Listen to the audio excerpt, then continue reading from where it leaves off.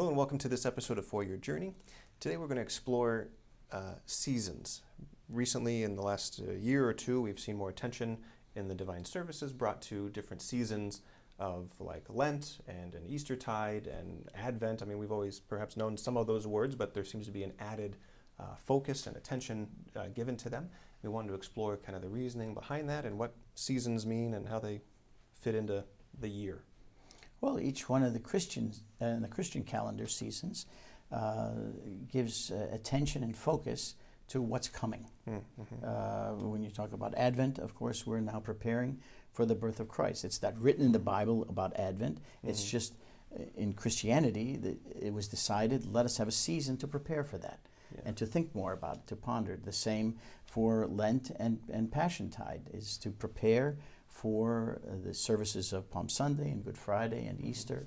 And then Eastertide is a season to prepare for Pentecost, to recognize, and we see that in the divine services, the sermons are based on the joy of the resurrection of the risen Lord in Eastertide, and everything as we get closer to Pentecost points us to the activity and the work of God the Holy Spirit.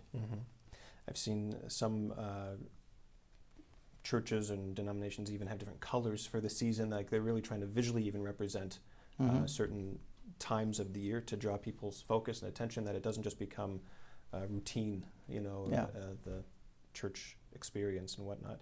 Yeah. And how do these seasons also fit into like just God's design of rhythms? Well, we see that even in His creation. We have seasons. Right. Of course, I always tease the people from certain parts of the world that seem to be constantly in one season, but generally in many parts of the world, there's 4 seasons. And these cycles or rhythms that God has already put in, we see that in plants and animals, the hibernation of bears, all of those kind of things are built in for a specific reason. And so the Christian calendar sort of reflects that in a way. Yeah.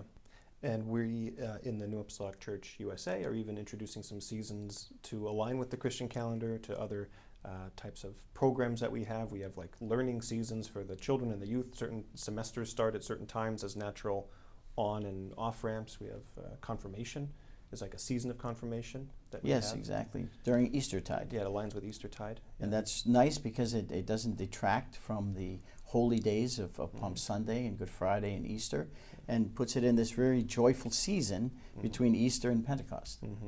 Yeah. So another thing that we've perhaps seen recently is maybe a season of ordination has been talked about in the New Apostolic Church USA. Can you explore that a little bit more?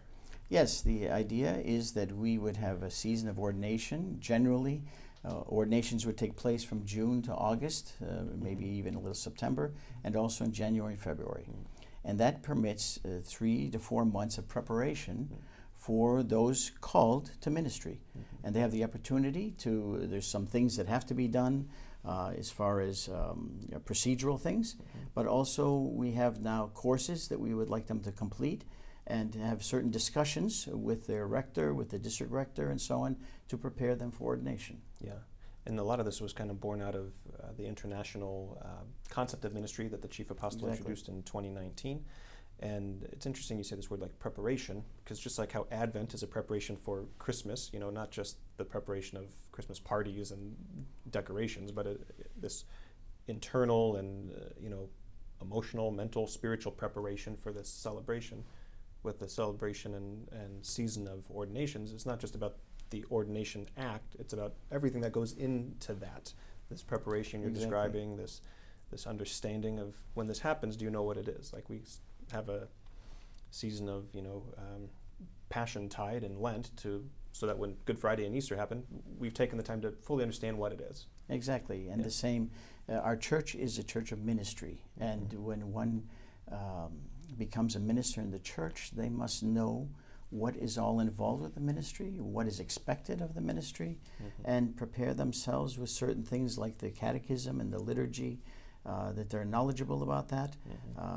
So it's important that we have this preparation time for anyone who becomes a minister in the church. Yeah, no, and the seasons and rhythms create accountability, reliability to explore things in deeper ways. Exactly. So, okay. Great. Well, thank you for that, and thank you for joining us on this episode of For Your Journey. If you have any suggested questions or topics for future discussion, You can find us on Facebook or Twitter. And this has been For Your Journey.